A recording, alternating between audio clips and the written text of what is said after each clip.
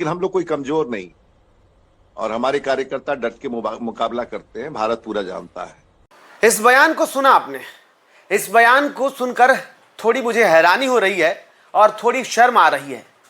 राजनीति पर तो नहीं कहेंगे, लेकिन जिस तरीके से एनडीए प्रत्याशी राजीव प्रताप रूडी का आज तक चैनल पर दिया यह बयान परेशान कर रहा है। नमस्कार, आप देख रहे हैं आउटपोस्ट और मैं हूं आपके साथ निर्भय किशोर। सारण एक बार फिर से जल रहा है उस आग में, जिस राजनीति की आग में सोमवार को शुरू हुई एक तू मैं की लड़ाई अचानक से जान पर बनाई है। अब फिलहाल की स्थिति की बात की जाए तो सारण अभी भी उस आग में जल रहा है, जिसे शांत करने के लिए पुलिस प्रशासन चप्पे चप्पे पर नजर बनाए हुई है। आरजेडी और बीजेपी के कार्यकर्ताओं के बीच में हुई तू मैं की लड़ाई, चाहे वो आरजेडी प्रत्याशी रोहिणी आचार्य के आने के साथ हुआ हो या फिर पुरानी रंजिश हो, कारण जो भी हो जांच का विषय है। लेकिन ऐसे में जिस तरीके से बीजेपी कार्यकर्ता पर गंभीर आरोप लगे हैं गोली चलाने का, राजनीति को लेकर शुरू हुई इस लड़ाई के बीच में आरोप और प्रत्यारोप का दौर तो जारी है। एक तरफ एनडीए गठबंधन के जितने भी नेता हैं वो आरजेडी पर आरोप लगा रहे हैं, दूसरी तरफ आरजेडी के नेता या यूं कहे तेजस्वी यादव, प्रत्याशी रोहिणी आचार्य, सभी लोग सफाई देते हुए नजर आ रहे हैं। लेकिन एक बयान पर मेरी नजर गई। मीडिया के सामने एनडीए प्रत्याशी राजीव प्रताप रूडी ने कोई बयान तो नहीं दिया, लेकिन आज तक पर मेरी नजर पड़ी जब राजीव प्रताप रूडी बयान दे रहे थे। राजीव प्रताप रूडी से टीवी चैनल के एंकरों ने जब उनसे बातचीत की और उनसे इस पूरी स्थितियों को लेकर के बोला, तो वो कहते हैं कि बीजेपी के कार्यकर्ता हमेशा जवाब देते हैं और ये पूरी दुनिया जानती है। शर्म आनी चाहिए नेताजी आपको। जिस हालत पर फिलहाल सारण रो रहा है, जिस हालत को लेकर छपरा में स्थिति नाजुक बनी हुई है, जहां के कार्यकर्ता अपने आपा को खो रहे हैं, जहां लोगों में अब भी आक्रोश है, जिस बीजेपी कार्यकर्ता पर गंभीर आरोप लगा है, शर्म नहीं आनी चाहिए वैसे नेता को जो अपने कार्यकर्ताओं को इस तरीके से हौसला अफजाई कर रहे हैं। ऐसी घटना पर शर्म उस नेता को नहीं आई जिन्हें इस बातों को बोलते हुए कि उनके कार्यकर्ता ऐसे हैं। अगर वो इस बात को कह रहे हैं कि सेल्फ डिफेंस में गोली चलाई जा सकती है, तो सेल्फ डिफेंस में कुछ भी हो सकता है। लेकिन जिस घटना को लेकर के फिलहाल राजीव प्रताप रूडी को, उनके कार्यकर्ताओं को, बीजेपी के नेताओं को, उनके चाहने वालों को यह समझाने की कोशिश करनी चाहिए कि राजनीतिक लड़ाई को इस तरीके से आगे ना बढ़ाए कि वो किसी के जान पर बनाए।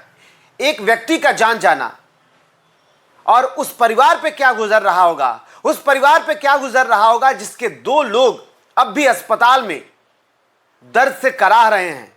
उस दर्द से, जिस दर्द को ना वो अपने लिए जी रहे हैं और ना अपने परिवार के लिए, बल्कि राजनीतिक एक ऐसी लड़ाई जिसके लिए नेताजी ऐसा बयान देते हैं। सर, मुझे इस बात के लिए आ रही है कि उस नेताजी ने ऐसा बोला कैसे। जिस कार्यकर्ताओं को शांत कराने की जरूरत थी, नेताजी उस कार्यकर्ताओं के पक्ष में उसे और बढ़ावा देने की कोशिश कर रहे हैं। सबसे पहले तो पुलिस प्रशासन को उन नेता पर कार्रवाई करनी चाहिए जो नेता ऐसे बयान देते आ रहे हैं। एक बार जरा आपको फिर से वो बयान सुनाते हैं कि किस तरीके से नेताजी अपने उन कार्यकर्ताओं का हौसला अफजाई कर रहे हैं कि उन्होंने बेहतर कर दिया। पीठ थपथपानी चाहिए ऐसे नेताजी की। राजीव जी, ये कह देना कि फिर गोलियां चलेंगी, हम कमजोर नहीं हैं, क्या ऐसा बयान और माहौल को खराब नहीं कर देगा? लेकिन हम लोग कोई कमजोर नहीं और हमारे कार्यकर्ता डट के मुकाबला करते हैं, भारत पूरा जानता है। इसलिए घटना हुई है, दुर्भाग्यपूर्ण है, लेकिन जिस प्रकार से किसी के दरवाजे पर आप 500, 700, 1000 लोग लेकर के रात भर चढ़ाई कीजिएगा, सुबह चढ़ाई कीजिएगा, तो सेल्फ डिफेंस में गोलियां चलती हैं और फिर लगातार गोलियां चलती हैं और गोलियां चलती रहीं। पूरा बिहार के प्रशासन छपड़ा आ गया है।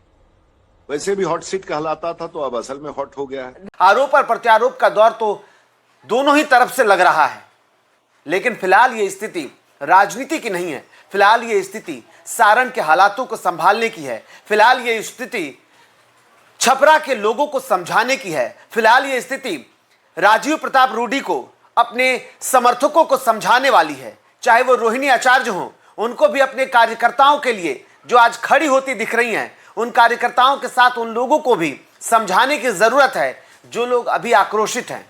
ये मामला आगे ना बढ़ जाए, प्रशासन इसके लिए सतर्क तो है ही, लेकिन उससे ज्यादा सतर्क उन नेताओं को होने चाहिए। लेकिन आखिर में ऐसे नेता सोच कैसे लेते हैं, ये शर्म आती है। वो बयान सुनिए एक बार। फिलहाल इतना ही। नमस्कार। राजीव जी, ये कह देना कि फिर गोलियां चलेंगी, हम कमजोर नहीं हैं, क्या ऐसा बयान और माहौल को खराब नहीं कर देगा? वैसे भी हॉट सीट कहलाता था, तो अब असल में हॉट हो गया है। राजीव जी, आप कह रहे हैं सेल्फ डिफेंस में गोलियां चलेंगी, प्रशासन फिर क्या करेगा? यानी दो कार्यकर्ता ही फिर आपस में निपट लें, प्रशासन और कानून की तो जरूरत ही नहीं है फिर?